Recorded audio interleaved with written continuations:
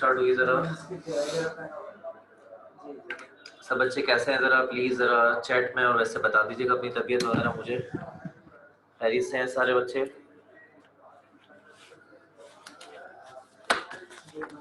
जी भाई सब बच्चे कैसे हैं, खैरियत से हैं? बता दीजिएगा मुझे जरा चैट में प्लीज। अल्लाह का शुक्र है, गुड। जी भाई अल्लाह का लाख लाख शुक्र है बेटा। और हम स्टार्ट कर रहे हैं अपना आज कोशिश करके गैस का लास्ट लेक्चर। इसके अंदर सबसे पहले तो आपने मुझसे एक सवाल की फरमाइश करी हुई थी, तो हम पहले उस सवाल की तरफ जा रहे थे।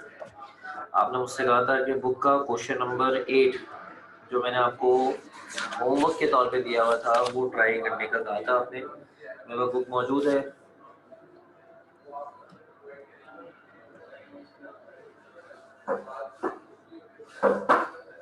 कोई बात नहीं, इंशाल्लाह ताला बेहतर हो जाएगा। बस जरा ख्याल रखें हर तरह की नज़ला जुकाम और खांसी से। ये है आपका प्रॉब्लम नंबर 8 जो कि पेज नंबर 70 पे लिखा हुआ है।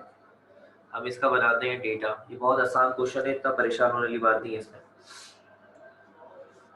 12.5 DMQ वेसल, एक 12.5 DMQ वेसल का मतलब है 12.5 DMQ एक ये वेसल एक बर्तन का वॉल्यूम इन्होंने दे रखा है। Contains 4 gram of CH4, 4 gram of CH4। तो आपने इस 4 ग्राम को W1 का नाम दे दिया। और CH4 बेटा एक गैस है और उस गैस का मॉलिक्यूलर मास निकाल लिया CH4 का क्या होगा, कार्बन का 12, हाइड्रोजन का 4, 12 और 4 कितना हो गया 16, 16 AMU।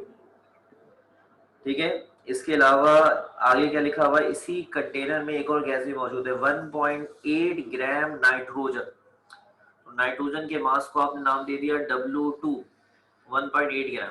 और नाइट्रोजन मॉलिक्यूल का जो मॉलिक्यूलर मास होता है वो क्या होता है, नाइट्रोजन की हालत में एग्जिस्ट करती है N2। तो बच्चों आपके पास किताब में सवाल भी लिखा है, वहां से फॉर्मूले वगैरह देख लीजिएगा। नाइट्रोजन N2 एक का 14 और 2 का कितना हो जाएगा 28 AMU। इसके बाद तीसरी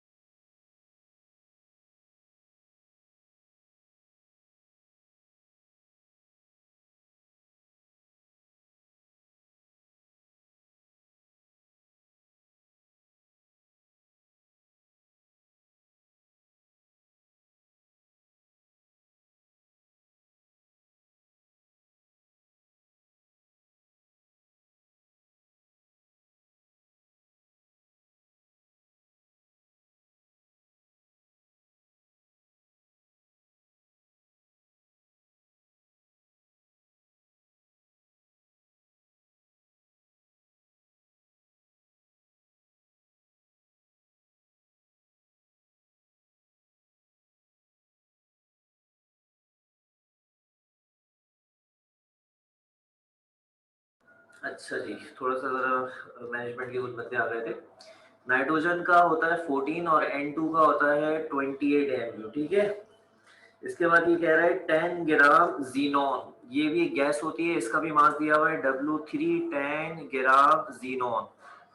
जीनोन का मॉलिक्यूलर मास क्या होगा, जीनोन एक ऐसी गैस है जो एक एटम पे मुश्तमिल होती है यानी Xe।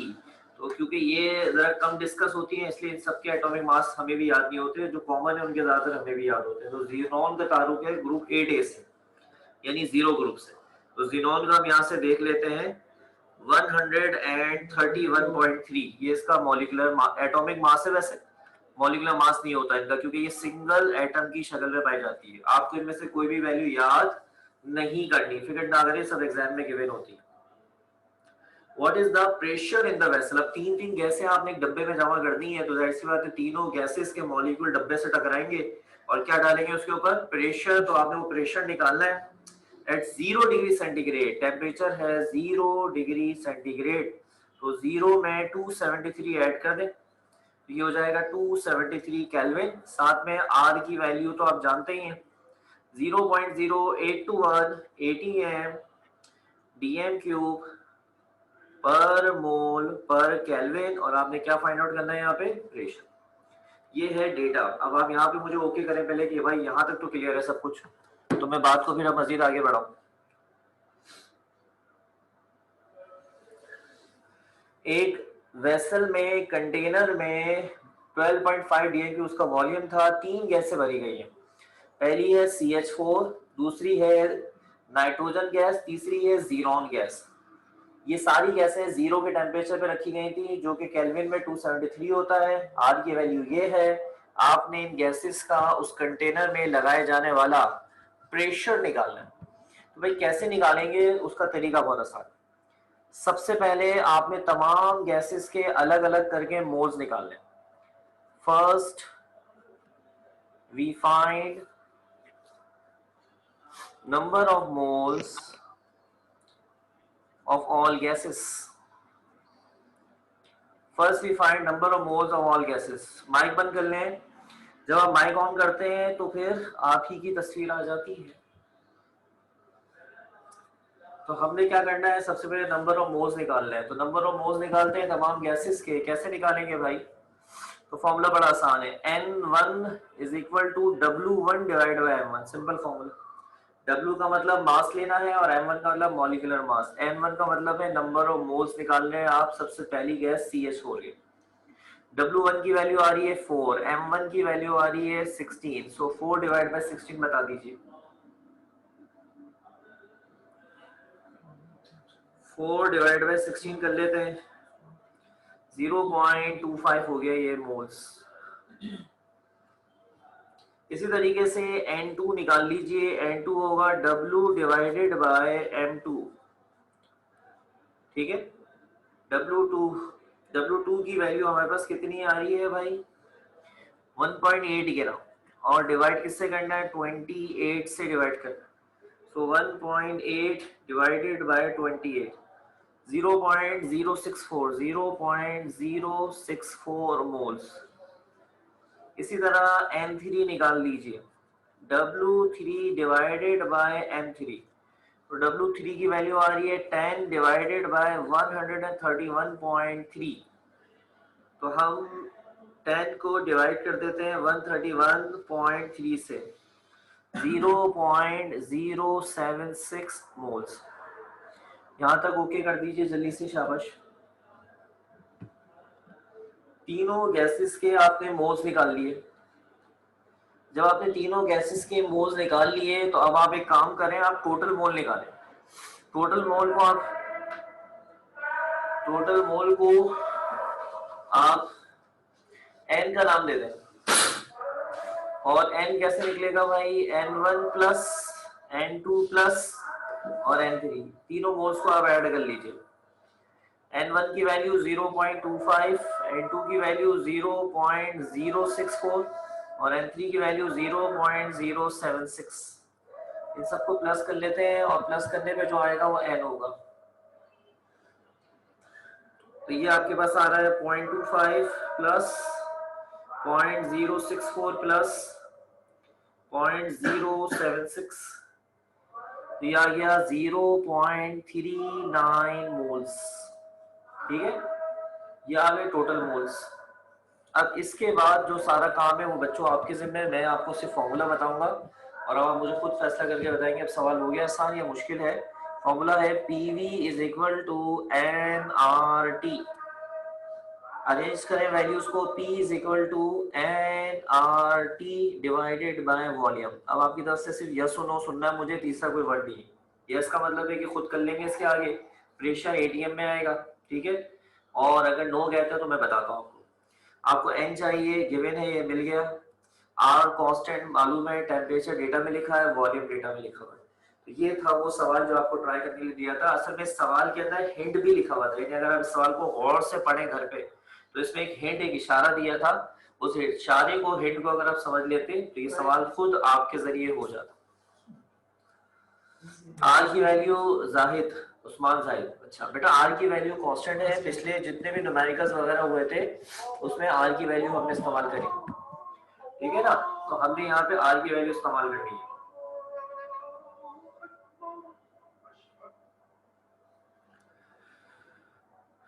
आर की वैल्यू बेटा ये, यहाँ तो कोई मसला सब क्लियर है। तो आइए आपको एक आखिरी लॉ पढ़ाते हैं। ये लॉ आप पढ़ लीजिए, मुझसे सीख लीजिए, लेकिन तैयार नहीं करेंगे बोर्ड के लिए, क्योंकि ये बोर्ड के रिड्यूस सिलेबस में शामिल नहीं है। तो इसलिए सीख लें, फॉर्मूला समझ लें, क्या पता कल कल को आप में से भी कोई केमिस्ट्री का टीचर बन जाए और नतीजे में वो भी अपने बच्चों को ये बात सिखाई जाए, ऐसी बात है। तो हम यहाँ पे आइए आपको बताते हैं। ठीक है रायन, जवाब चेक कर लो बुक से। हेडिंग बनाएंगे Dalton's law of partial pressure. Dalton's law of partial pressure.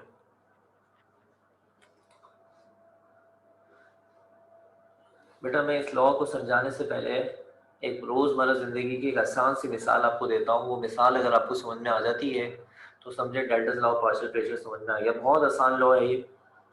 एक दरवाजा है और वो दरवाजा बंद है, उसको खोलने के लिए कोशिश की जा रही है। एक शख्स आया, उसने दरवाजे को खोलने के लिए उसके ऊपर फोर्स लगाई, तो वो फोर्स उसने लगाई 10 न्यूटन, चाहिए, दरवाजा नहीं खुला, फर्ज कर। अब दूसरा एक और शख्स आया, वो भी आगे फोर्स लगा रहा है, यानी पहला भी लगा रहा है दूसरा भी लगा रहा है।